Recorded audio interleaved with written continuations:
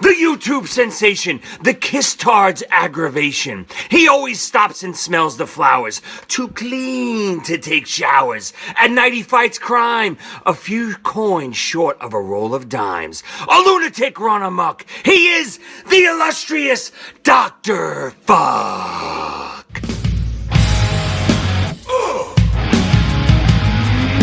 Much too much.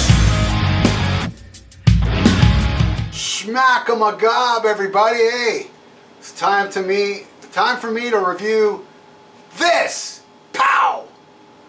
Yes, I'm talking about the brand new AC/DC album. I lived with it for a while. I didn't do this review for a while because I wanted to live with it, let it sink in. I played it a lot, taking notes here. But before I go into the notes, a little brief history of this band in recent times. Their last album, Rock or Bust, man, you know, they recorded it. Malcolm couldn't record it, though he wrote all the songs with Angus on Rock or Bust, just like he did on this one. But he got dementia, and then Phil Rudd got in trouble, like hiring somebody to murder somebody that didn't promote his album, his solo album. What was it, Head Something, Good Enough, and when that was going down, you know, Malcolm was sent like to a nursing home, you know, taken care of. It's just looking really bad for AC/DC. And then they went on tour, and during the tour, Brian Johnson's ears got messed up. Not really because of the music, because of he's into race cars, and that screwed his ear up. So Axl Rose stepped in, did a fantastic job. A lot of people were upset about Axl joining AC/DC to finish the tour, but what people don't understand is that, you know, there's a lot of people that work for AC/DC, every major band, and they're all out of work now. So I thought it was pretty commendable that they went back out and finished the tour with Axl. And I loved it. I wanted to hear something Axl with AC/DC. It didn't happen, but you know what? After listening to this, I'm fine. So then, you know, fast forward after the tour, George Young passes away, Angus's bigger brother. And just a few weeks after that, Malcolm dies. And it's like, wow, you know. And also forgot to bring up that Cliff, you know, left the band at the end of the tour. So it just seemed like it's over. You know, that's it. No more AC/DC for us. You know? And then, fast forward to this year, we got a pandemic. Murder hornets. The death of Neil Peart. The death of Pete Way, Paul Chapman, Edward Van Halen. You know, I mean, it's been a hell of a year. And new Tommy Lee music. I mean, Jesus, bad. This year is horrible.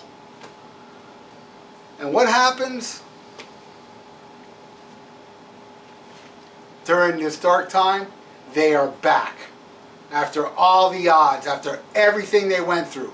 Brian Johnson, Cliff Williams is back. Phil Rudd is back. This is the Back in Black lineup minus Malcolm Young. And these are all songs written by Malcolm Young and Angus.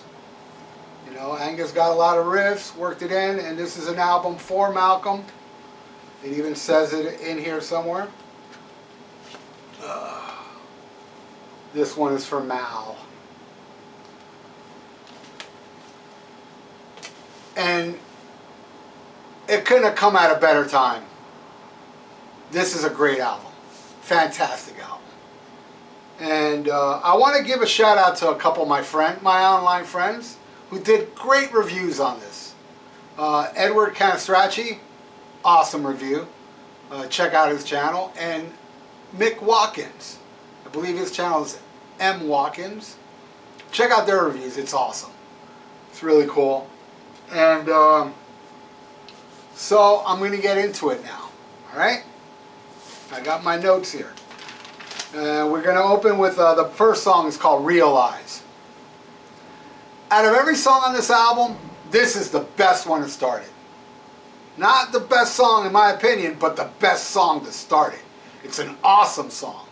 I love this song. It makes me want to like get in my car and just floor it and have like you know, a herd of police cars chasing me like the Blues Brothers, man. That's what this song does for me. It rocks, kick-ass. It's like, we're back. And it's kind of got a little bit of a flick of the switch vibe to it, I've noticed, which is quite welcome because I love that album. Realize, 2 thumbs up. The next song is called Rejection. Now, this one kind of mirrors the first track. They could be brother and sister. And I've seen online a lot of people, they're not too crazy about this song. I disagree, man. Rejection is awesome. I know I'm alone, but I like this one even more than Realize. I really do. I think I love that little harmony that comes in during the vocals, and that chorus is so catchy, man. It just, you know, it gets sticky on my brain, that chorus, you know.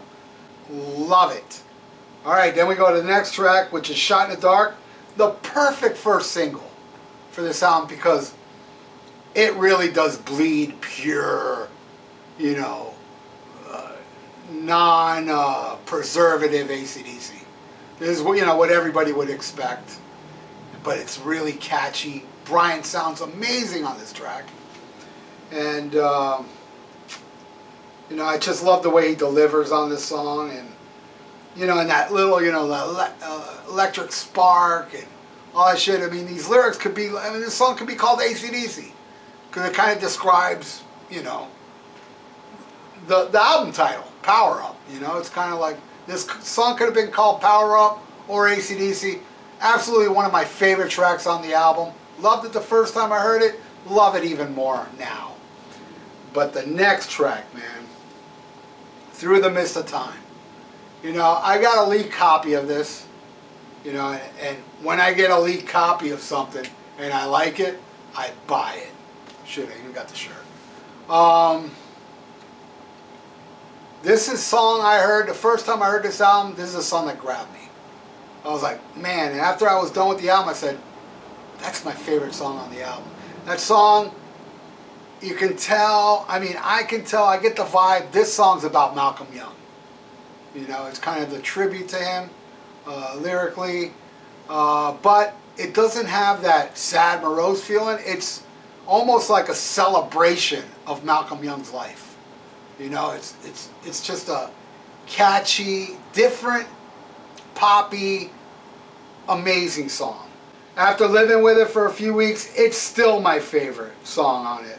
You know, it matches, kind of matches, the last 2 AC/DC album had kind of like poppy tracks toward the beginning. I mean, Anything Goes, last one, Rock My Blues Away, which both those songs are kind of similar, and I love both of them. This one's different than those 2, but yet it's similar as far as like a poppy nature. It's my favorite track off the album. I mean, Through the Mist of Time, we'll see if that changes. Pun intended. Alright, next track. Kick You When You're Down. Hell yeah. This one lyrically is kind of like shot down in flames and kicked in the teeth again, you know. Woman screws you over or treats you like crap. You know, and I love, love, love, you know, that riff. And I love that, oh no, why don't you kick you? It's catchy, dude. It's a catchy tune. And loving Brian's voice on this one. I think it's another winner. Then we go to the next track, which is called Witch's Spell, which starts kind of like pretty poppy. Ding, ding, ding, you know. And then it goes into this bare bone riff. You know, with Phil Rudd pounding away. The only AC/DC drummer in my world is Phil Rudd. And the way he pounds away on this tune rules. And It's got a little evil, you know, a little evilness lyrically, which I haven't heard an AC/DC song for a long time. And there's some little evilness in the lyrics, and Angus brings this short but very effective killer solo that I absolutely love. It's another one I love. So far I'm loving every track on this album. Will it continue that way? Let's see. The next one is called Demon Fire. It has a very short, Whole Lotta Rosie type intro. You know, like a little thing, and Brian's got this low register that's pretty cool, and then that riff kicks in. Again, kind of evil lyrics on this tune. And I love that full chorus. It's actually one of my favorites on the album. Love Demon Fire. Now the next one is called Wild Reputation. And I find this one to be very catchy. And, you know, the riff, the melody, Phil thumping along, great backing vocals like I said in the last one. This one I can see is kind of like the stripper song. You know, AC/DC has kind of a, you know, Shook Me All Night Long is always played in you know, strip clubs. I can see this one be played in strip clubs. Not that I go to strip clubs. I have with friends here and there, but I'm not a fan of strip clubs. I don't like paying girls, you know, money just so I can see their boobs or their hoo-hi-hi. Next track, oh, and I love that song. It's another song I love. Is there any song I don't like?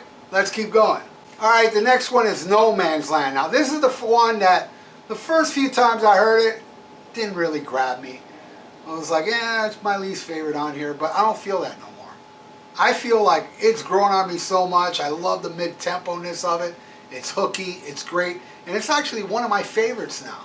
So this is one of those albums, man, that you can't listen to a couple times. You have to listen to it a lot of times, because there are some growers, and that one's definitely a grower and not a filler. But the next one is called System Down. This one I feel is filler. But I think it's killer filler.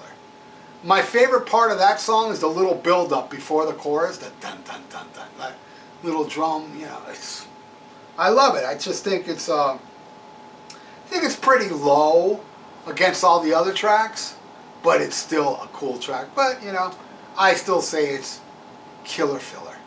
All right, then we got Money Shot. You know,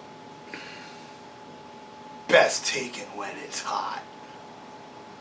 I gotta say, this song rules. I absolutely love this. If they ever do tour for this album, you know I'll be there if they come down here. And I really do hope this one makes a set list, because I feel like it's a fun, energetic, fist-pumping, killer AC/DC track. Love it! Now we're going to the last track. Code Red.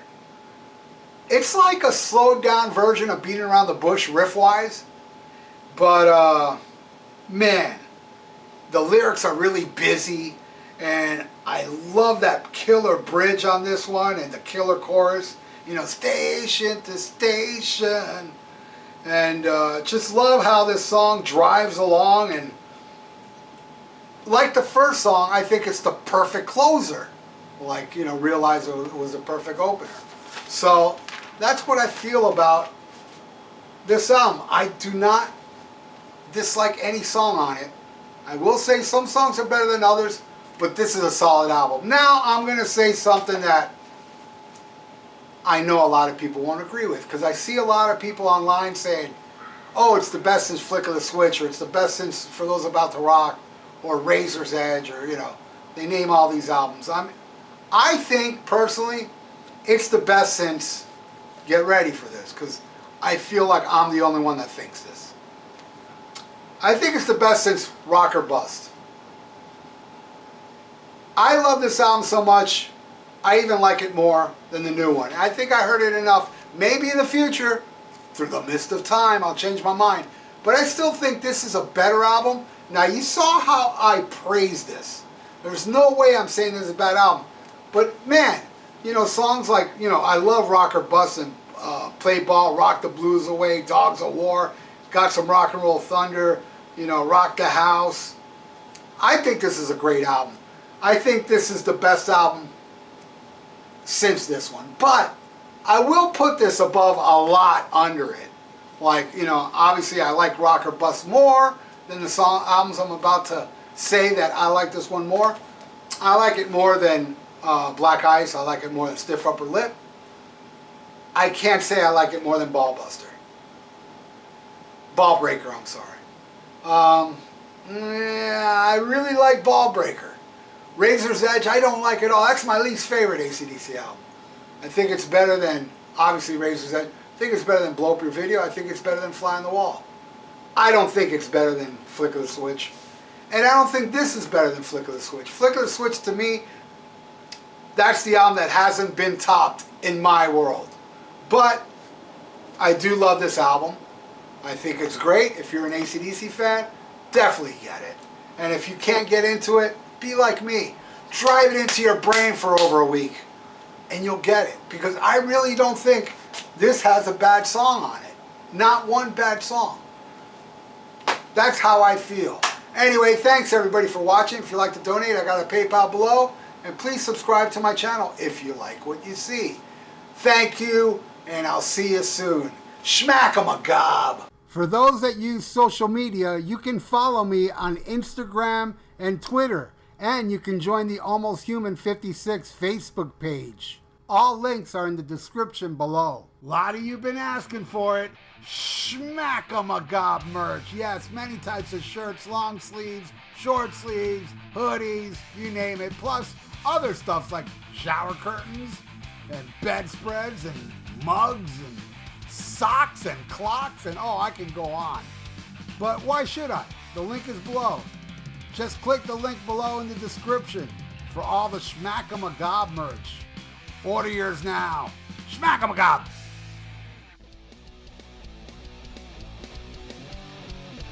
Hey, check out my podcast, The VIERA Vault, on Spreaker, YouTube, and iTunes. Subscribe. The links are below.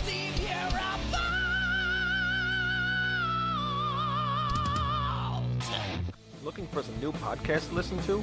Well, Rat Salad Review Network has plenty of shows to choose from. Like Rat Salad Review, where they discuss the latest rock and metal news, as well as interviews and albums.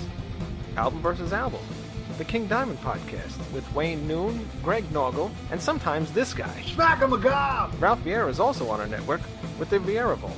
There's also Old Man Metal's Musings, where he discusses heavy metal and beer. Music is Life with Lou Mavs. The Right Opinion for those who love politics, a South Park podcast called Suck My Balls, The Infinite Fringe, a watch-along wrestling show called Beyond Bushido, ex-Stradivarius guitarist, the Timo Tolkki podcast, and the great Harry Barnett with I Don't Even Like Podcasts. So check out ratsaladreview.com or search Rat Salad Review on YouTube, Podbean, iTunes, Spotify, Stitcher, and more.